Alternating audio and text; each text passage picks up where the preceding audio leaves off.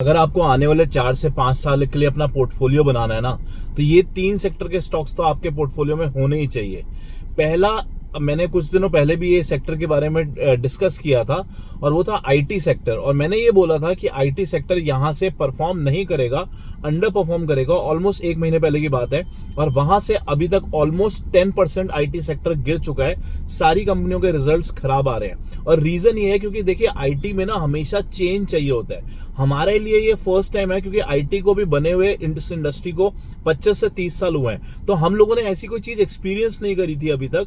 अब नई स्किल्स आ गई हैं, नए फॉर्मेट्स आ रहे हैं, इसलिए एम्प्लॉयज को वहां से ले ऑफ किया जा रहा है, बट ये हमेशा रहेगा।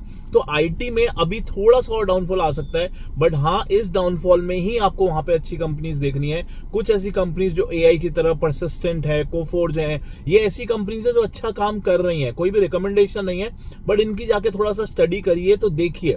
फेसबुक के बहुत अच्छे रिजल्ट्स आए हैं, माइक्रोसॉफ्ट के बहुत अच्छे रिजल्ट्स आए हैं अमेरिका के अंदर। फेसबुक की मुझे आज तक एक बात याद है, जब उन्होंने अपना नया ऑफिस लिया था अमेरिका में, तो वो पहले कंपनी थी कोडेक की, और उस कंपनी के आज भी कोडेक का ही बोर्ड लगा हुआ है बैक साइड में। फ्रंट में फेसबुक का है, बैक साइड में उन्होंने आज भी कोडेक का लोगो वहां से नहीं हटाया। और उसका रीजन ये है कि अगर आप अपने अंदर चेंजेस नहीं लाओगे ना, तो कंपनी डेड हो जाएगी। वही हुआ कोडेक के साथ। सो आईटी कंपनीज यहां से थोड़ा सा अगर और डाउनफॉल्स दिखाती हैं, तो वो एक ऐसा सेक्टर हो सकता है जिसको आपको स्टडी करना जरूरी बन जाएगा। दूसरा, फार्मा मैंने आपको पहले भी बताया था लास्ट टाइम कि फार्मा मेरा फेवरेट सेक्टर है आने वाले कुछ टाइम के लिए, और फार्मा में अच्छी ग्रोथ देखने को मिल रही है। अभी भी जो ट्रंप ने टैरिफ लगाया है उसमें अगर रिबेट मिली तो pharma will be the first sector जिसमें आपको रिबेट मिलेगी। अभी जो उनका यूके के साथ भी टाई अप हुआ है उसमें भी फार्मा पे टैरिफ नहीं लगाया गया। कई कंट्रीज के साथ जो टाई अप हुआ है उसमें फार्मा में टैरिफ नहीं लगाया गया, क्योंकि मेडिसिन की अमेरिका को बहुत जरूरत है। तो फार्मा एक ऐसा सेक्टर है जहां पे आपको देखना चाहिए अच्छे स्टॉक्स। और तीसरा सेक्टर है पीएसयू बैंक।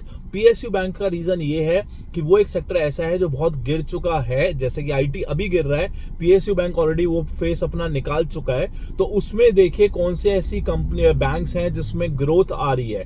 कुछ ऐसे बैंक्स जैसे बैंक ऑफ बड़ौदा की मैं देख रहा था, ग्रोथ अच्छी आ रही है। रिकमेंडेशंस नहीं है, बट उन स्टॉक्स को पढ़िए जो स्टॉक्स बहुत ज्यादा गिर चुके हैं और वहां पे ग्रोथ आ रही है। तो इन 3 सेक्टर को थोड़ा ध्यान से देखिए, आने वाले कुछ सालों के अंदर इन 3 सेक्टर से आपको अच्छे स्टॉक्स मिल सकते हैं।